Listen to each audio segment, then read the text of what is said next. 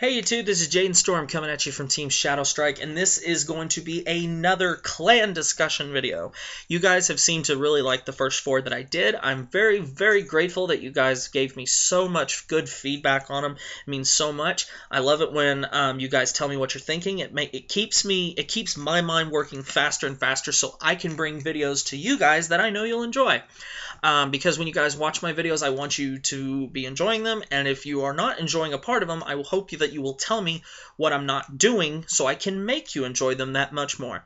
So always, guys, on this video, please in the comment section below, put any and all thoughts that you have in your head down there for me. You are not going to hurt my feelings.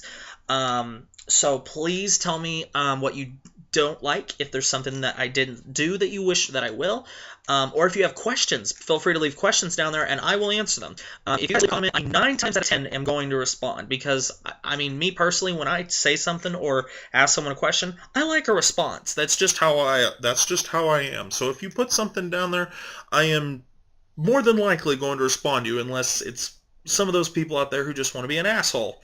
Because if you get that, I might respond, but you may not like what I say. But anyway, guys, in the comment section below, just put what your thoughts, so I know what you guys, if you guys are liking them.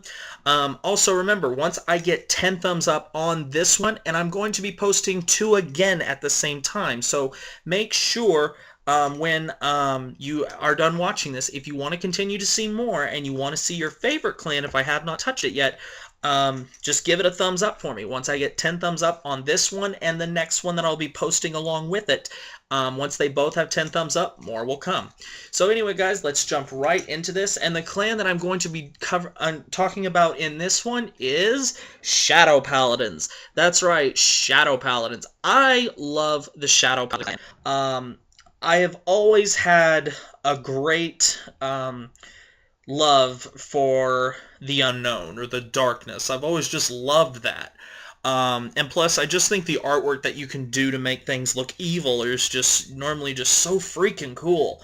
And especially black. You know, that's always been one of my favorite colors, and I love the song Back in Black. I've just always loved the color black.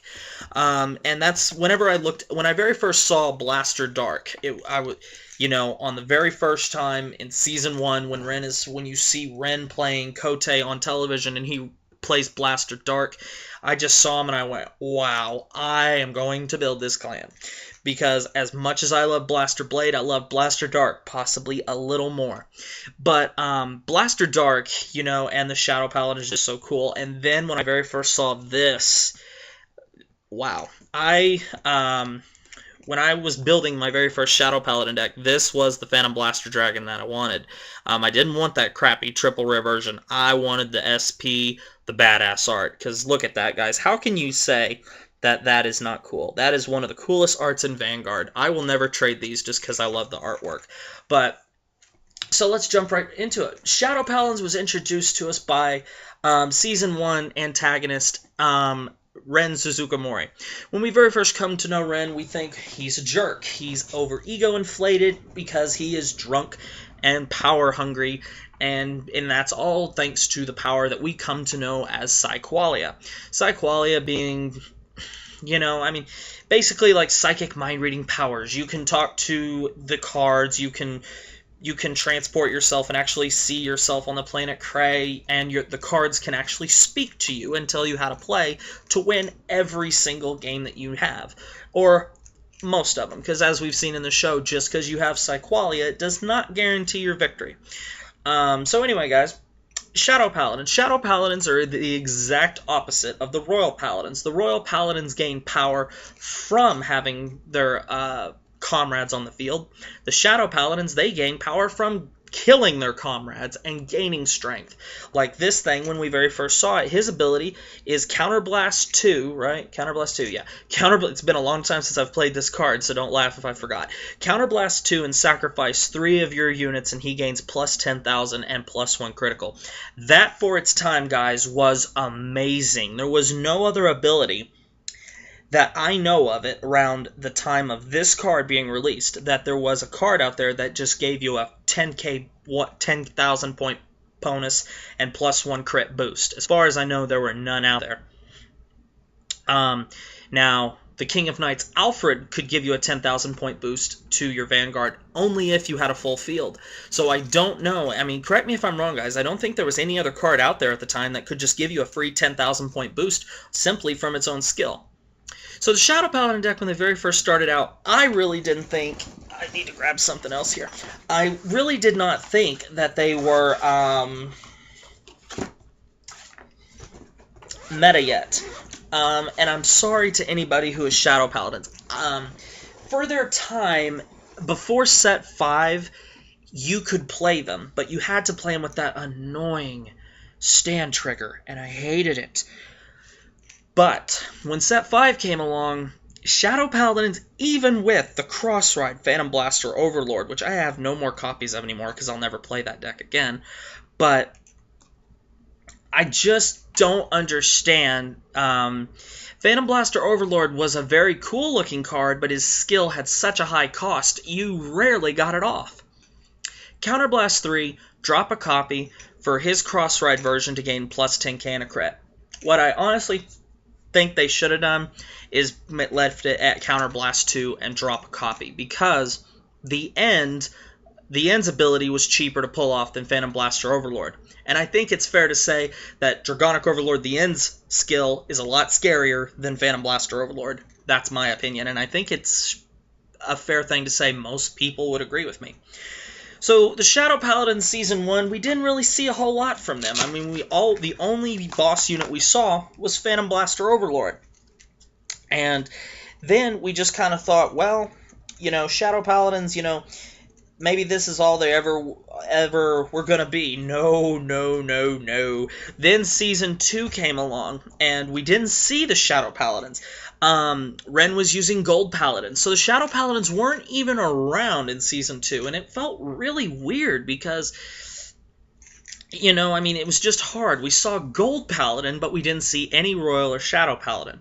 And that's when people got really mad because it felt like Gold Paladin was getting just so much support. I mean, they went from Garmor to Ezel to Pelennor to Platinum Ezel, and I don't know what the hell that is. But, you know, it just got more and more ridiculous. But then Season 3 came along, and we saw Ren for the first time, and when you very first see Ren in Season 3, it's when Aichi and his team go over to, I'm trying to remember the name of Ren's school.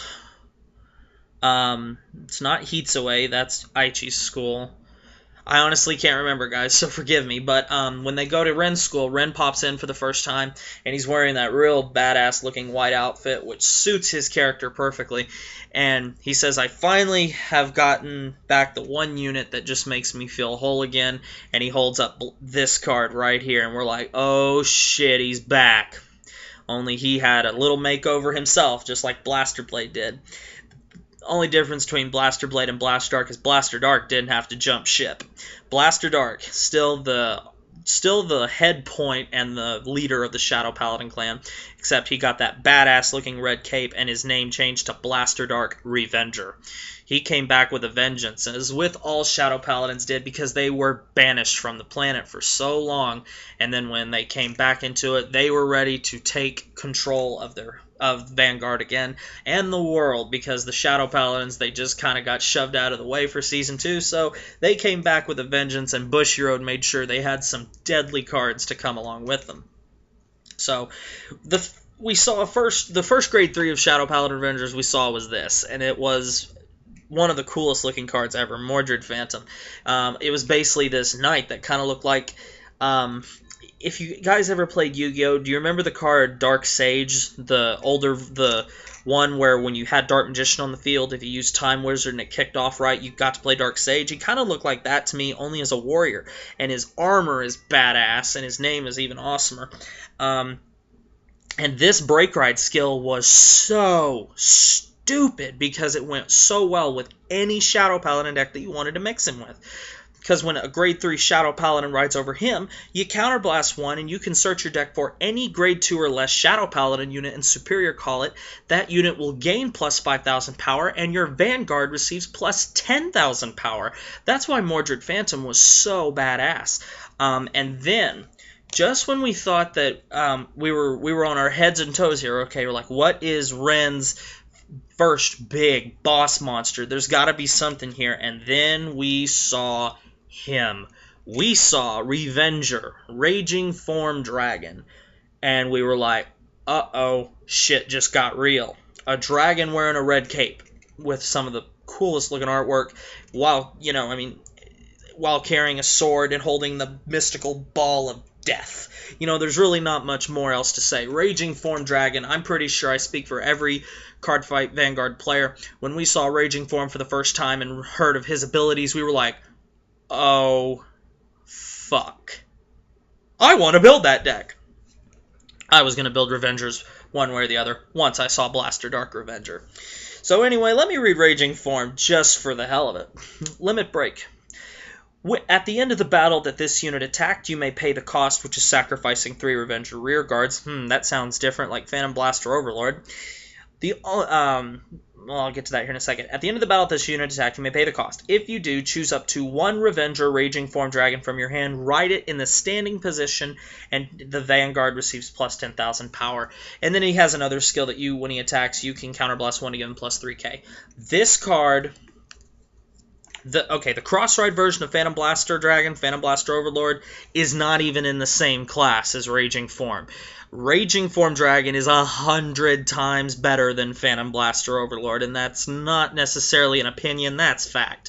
Guys, the ability, as I've always said, any Vanguard that can restand itself and always carry an extra critical, either or, is one of the better Vanguards as far as a boss monster. And Raging Form Dragon, even with this coming out, the cross-ride of Mordred Phantom, this is still a deadly card when used properly. And it is always going to remain one of the best Revenger decks out there. I don't care about Phantom Blaster Abyss Legion. I personally think that Legion sucks.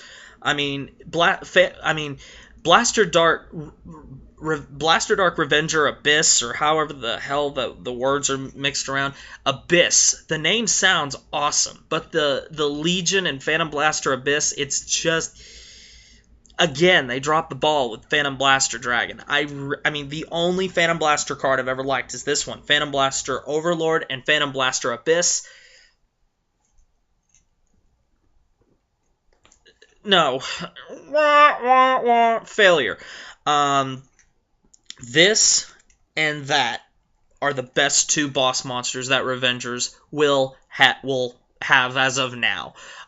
Maybe Ren will get another better Legion in the future. I know there's 2 Revenger Legions, but Phantom Blaster Abyss being the one that the deck is supposed to be built around. But I honestly am not impressed with Phantom Blaster Abyss Legion. I'm just not. Counterblast 2, and I think it's sack 3 Revengers off and restand the Legion. I honestly just think this is better. I really do. But that's my opinion. But anyway, guys, this is the clan that we know as Shadow Paladin, and it is a very, very fun clan. I love the Shadow Paladins, but I love the Royal Paladins, and I love the Shadow Paladins. I love all 3 of the Paladins almost. I wish that when you're talking about, it was very tempting when I did my top 5 favorite clans that I just had a 3-way tie for first, because I love all the Paladins for their own things. And the Shadow Paladins, it's almost impossible to not like the Shadow Paladins. They are just so, the artwork is just so beautiful, as it is in almost every Vanguard card, and they're just so badass that it's almost hard not to like them. And now, since Ren is finally the complete screwball that we all know he is, it's kind of hard to not like them just because of Ren. Because Ren, he went from the dickhead of the show to the comedic relief. Season 2, him blowing kisses to Kamui. Season 3, even in the face of 3 different reverse battles, he is still completely being, until Asuka pissed him off. And then we really haven't seen that that dark Ren, that Ren from Season 1 until the end of Season 3 when Ren lost to Kai on the roof to Draconic Overlord the Rebirth. You know, I mean, but overall, the Shadow Paladin clan is one of the best clans in the game, and it probably always will remain up there because it is a very fun clan to play. So anyway, guys, I hope you enjoyed this, so make sure if you did like the Shadow Paladin clan discussion that you give it a thumbs up, because once this one gets 10 thumbs up, and the one that I post with this one gets 10 thumbs up, I will continue to do them. And so that means more and more will come, and if I haven't hit your favorite clan yet, that means I will in the future. So anyway, guys, I hope you enjoyed this, so make sure you subscribe to the channel, thumbs up this video, and I will see you later. As soon as my mouse starts moving, guys. Alright, guys, finally got my mouse moved. Okay, now I'll see you later.